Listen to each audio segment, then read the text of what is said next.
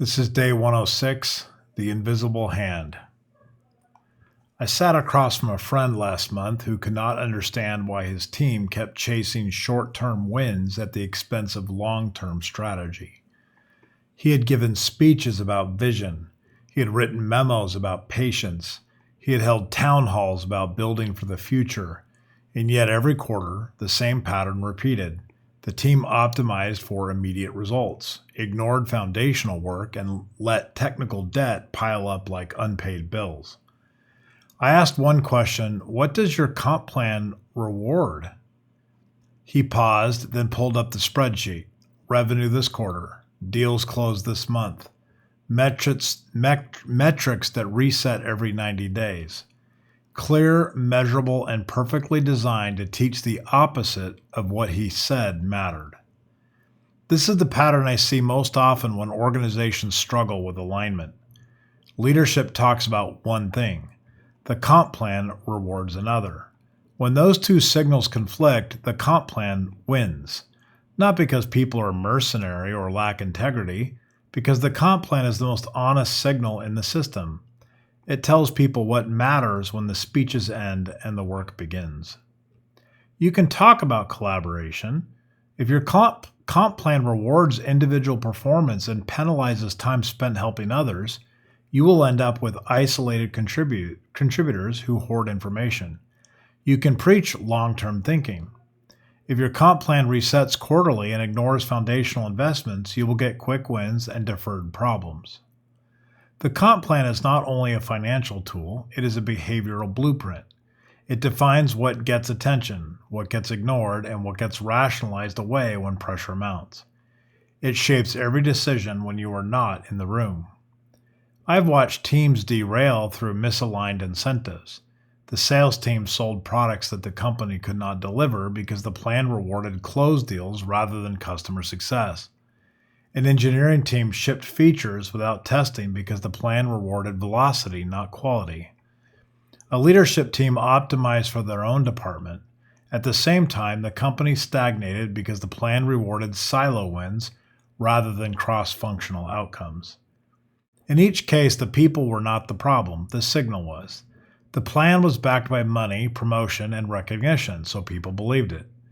When words and rewards collided, the rewards win. Not because people are greedy, but because the money told the truth about what the organization actually valued. This is leadership physics. You cannot wish it away, or override it with better communication, or fix it with more meetings. The comp plan is a force. Either you shape it, or it shapes you. The best plans are not the most generous. They are the most intentional. They reward the behavior the organization needs, not only the outcome it wants. They anticipate how people will game the system and close those loopholes. They balance short-term performance with long-term investment. They reward collaboration without punishing excellence. They make it possible to do the right thing without sacrificing personal success. That takes more than a spreadsheet. It takes clarity about what actually matters. Not what sounds good in a strategy deck or looks impressive to investors. What matters is the daily work when no one is watching. The plan should make that behavior the easiest path. Align personal success with organizational success so tightly that the two are hard to separate. I learned this the hard way. Years ago, I designed a plan that rewarded speed. We were a startup. We needed to move fast, so I paid for output. Features shipped, bugs closed, tickets resolved. It worked until it did not. The team moved fast in the wrong direction. They optimized for metrics, not the mission. They shipped features no one wanted because shipping was rewarded. They closed bugs without fixing root causes because closing was what counted. The plan taught them to chase the signal and not the substance. I rebuilt that plan and I added customer satisfaction, code quality, and also built in a metric for collaboration. I made it harder to game and slower to measure. It was more subjective, of course, but the team hated it at first. It was harder to win. It required judgment and trade-offs. Over time, though, behavior changed, the questions changed, not only how fast we can ship something, but also whether we could ship it at all. Not only how do we close this ticket, but how do we prevent this class of problems in the first place? The plan changed the conversation. The conversation, therefore, changed the work. No plan will align every incentive perfectly, of course. There will be edge cases and trade-offs. And they will oftentimes have to change depending on where your company's at. Some people will still optimize for the letter and miss the spirit. That is not a reason to give up, though. It's a reason to iterate. Watch how people respond, close loopholes, adjust the weights. Keep refining the signal until it points in the direction that you need to go. The plan is not static. It's always a living system. What worked at 10 people will not work at 100 people. What worked at chasing product market fit will not work when scaling operations. The plan has to grow with the company and reflect the present reality and not the past. Transparency matters. When people understand how the plan works, they make better decisions. When it is opaque, they guess, and they usually guess wrong. They waste energy decoding the system instead of doing the work. A clear plan removes that friction. It shows the map. Clarity is not enough. The plan also has to be fair, not equal, but fair. Roles carry different risks, skills, and impacts. The plan should reflect that in a way that feels just. When people believe the plan is rigged or arbitrary, they disengage and start playing politics. Fairness is not about making everyone happy. It is about clear rules that are applied consistently.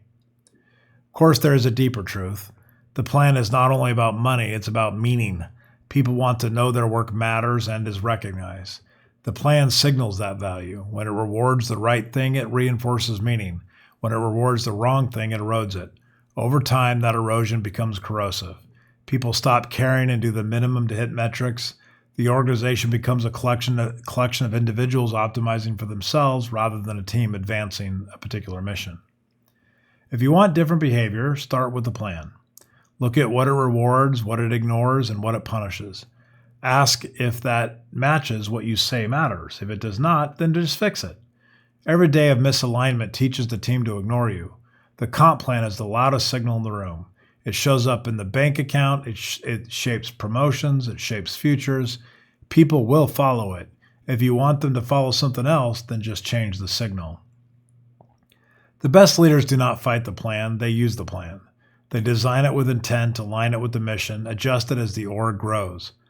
Make it transparent and keep it fair. When the plan points in the right direction, conversations get clearer, decisions get faster, work gets better, and the team pulls together. That is not a bonus, that is a foundation. And without it, nothing else will stand.